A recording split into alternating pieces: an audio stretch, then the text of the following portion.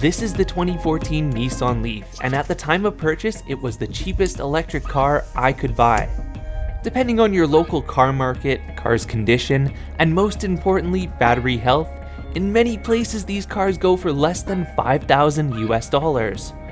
An EV of this cost does have a few significant limitations that are important to consider, but for many people with a routine and consistent commute, an accessible plug outlet at home, and a secondary gas vehicle, this car may be the gateway to going green, for commuting and driving around town at least. Today we're going to take this car a little bit further than I normally would on a small hiking trip. Along the way, we'll talk about what it's like to drive and some of the car's limitations, but first let's start with a look at the car itself. There is a decent amount of cargo space if you want to put some junk in your trunk. There is no cargo space up front though, where the electric engine is. That's just full like a normal car. It's also reasonably comfortable to sit in both the back and the front seats, as long as you're not too tall of a human. The back seats can be a little bit cramped for taller adults, but as you can see here, I do have more legroom than on most flights. And it'll be rare that you're driving this car more than 2 hours anyways. Now onto my favorite part of this vehicle, physical buttons. There are physical buttons for skipping tracks, volume up and down, climate control.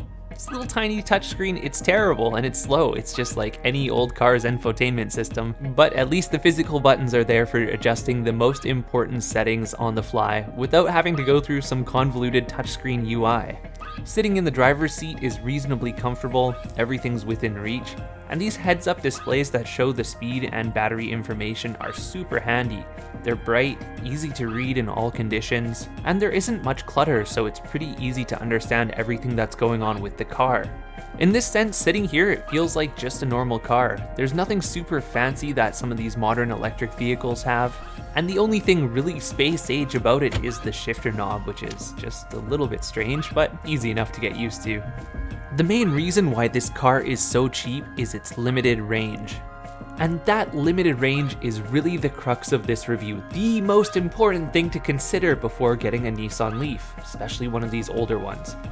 These older Leafs get 60 to 70 miles of range driving in the city with approximately 80% battery health. But that'll likely be 55 miles of range on the highway, and possibly as low as 40 miles of range on the highway with the heat on in winter. So that means anyone who has a routine 10 to 15 mile commute will be able to replace their entire commute and all associated emissions with this vehicle, charging overnight at home on an ordinary 120 volt plug-in. But again, that's for a Leaf with 80% battery health. There are many out there with 70, 60, or even 50% battery health, and I would not under any circumstance recommend buying anything that low. The most rudimentary way to check is this meter on the right here. 12 bars represents about 85% battery health, while 11 bars is over 77, 10 bars is 69, etc. It's also extremely important to consider future degradation. When I bought my car, it had about 70,000 kilometers on it with 12 bars, but at 80,000 kilometers it lost one of the first bars. That was in the first year of ownership and just due to its high mileage and age. My commute is approximately 40 kilometers round trip, and in the winter I only get about 100 kilometers of range, versus in the summer a little bit closer to 130. And yes, I am kind of aware that this car is slowly dying every day, slowly losing its range, and probably in the next 4 to 5 years it will start to become unusable for what I need. But in those 4 to 5 years, I can be thankful that I'm doing most of my driving on electricity, saving the environment, and also the cost of driving this vehicle will have paid more or less for itself. Nissan honestly kind of sucks in their support for this vehicle. They do not have a good battery replacement program, and the economics of replacing the battery are just kind of, whack. Completely whack. They're not kind of whack, they are completely whack. So let's say $6,000 to $7,000 to replace this vehicle's battery, you'll get around 130 to 140 kilometers range out of it. By the time you'll want to replace that battery, yes, it does make it like a brand new car in terms of the battery, but it doesn't replace all of those other things that will be starting to age, such as suspension, wheel bearings, car things. So while some people have justified replacing the battery, in my opinion, it's not worth it to explore the option of buying one of these cars for cheap and replacing the battery. So the question is, what is it like to drive this vehicle? And well, the answer is it's just like any old gas vehicle, except you're limited to a quarter tank of gas or less. And that's really the crux of this review. The key takeaway is that this car is range limited, so it won't work for anyone who really needs one single vehicle. Thing is though, if you have the parking for 2 vehicles and you have the space to charge overnight and you're doing a consistent medium length commute, say 30 miles or less, then this vehicle may actually be quite suitable for you. And so this is exaggerated when you look at the price of other electric vehicles. For example, a Tesla. If you're looking at a Tesla for, let's say, $40,000, that is an over $30,000 difference between this vehicle and the Tesla. And yes, it is 2 to 3 times the range. Yes, it does have additional features like autopilot. However, this vehicle is about $6,000 US.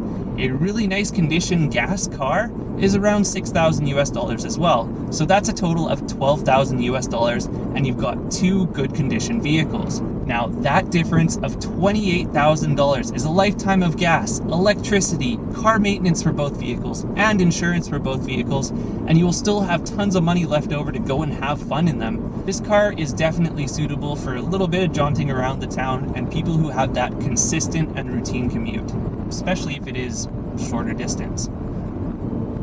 If you're going to take away anything from this review, that should be the range limitations. My car is at about an 80% battery health, and I get around 100 to 120 kilometers of range, depending on the conditions. Some things that I wish I knew before buying an electric car is that the heat in the winter takes away a significant amount of range. The other thing that takes away a lot of range that most people don't know about is highway driving. Highway driving takes almost 10 or 20% more power than driving on a flat road or through the city. So sometimes going through the city, I'll be targeting 140 to 150 kilometers, but if I'm doing entirely highway driving, I'll be getting 100 or even less in winter. So this is why I mentioned it is important to have a routine and consistent commute before considering this vehicle. Because if you're driving it to and from work and it takes about 25% of the battery to get there and back, then as the battery ages and in harder winter days, you'll still be able to make it there and back. For example, my car on the Gasometer right now says I have about 110 kilometers of range left with 78% battery. I've seen this thing here, the thing that shows the kilometers remaining, called the Gasometer, and that is extremely accurate because it can be way off, sometimes showing me 130 kilometers remaining when I expect only to get maybe 100. I prefer to rely on the battery percentage meter, but even that can be sketchy sometimes.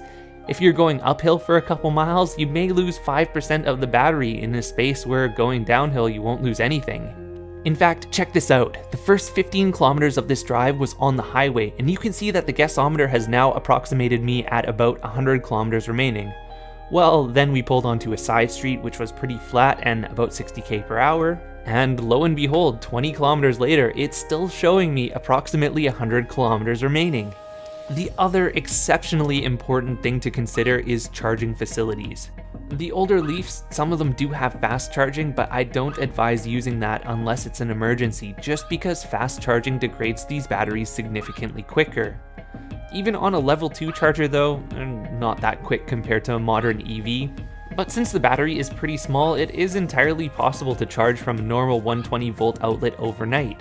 It's approximately 5 miles an hour of charging, and for level 2, expect closer to 20 miles per hour. The other thing to consider is temperature. If you live in an area with extreme hot and cold fluctuations, I wouldn't advise buying this car. Thing is, extreme heat and extreme cold cause these car batteries to degrade faster, so the car likely will not last as long for you, both in range and expected lifespan. There are 2 main driving modes with this vehicle, D mode and B mode. D is your standard ordinary driving mode without much regeneration unless you press the brakes, whereas B mode, it stands for braked mode, where the car uses a much higher level of regenerative brakes. While it's not quite a one-pedal solution like these newer EVs, it is nice to have because the car will slow itself down to about a slow crawl, which is really perfect for rush hour. Thing is though, when you let go of the go pedal, it does not show the brake lights even if the car is slowing down significantly. So sometimes I find I do have to tap the brakes just in case. This is the same thing with the cruise control actually.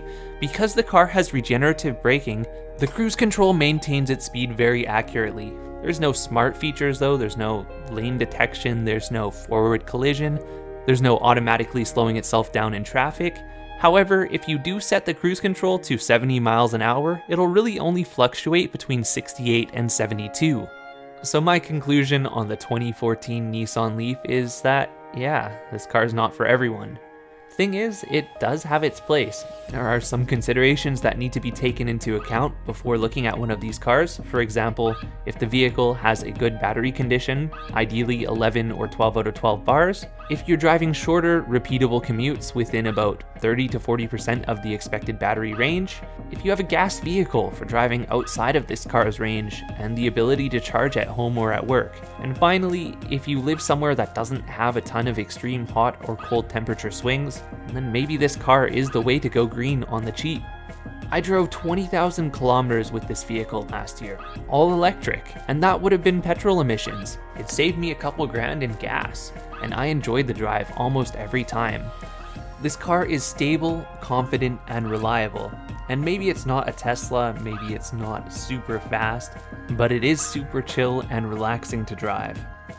So check out this Beautiful situation. The second it goes below 10%, it goes from showing me 15 kilometers remaining to this blank blinking line. And I'm 100% sure that's because the kilometers remaining are totally inaccurate. Never in my life do I see 1.5 kilometers per percent. Maybe if I'm going like 30 kilometers per hour through the neighborhood, but this lovely vehicle goes and shows me, oh no, you're basically out of kilometers. Well, thanks for that. Instead of giving me an accurate countdown from 120, it just goes and does this.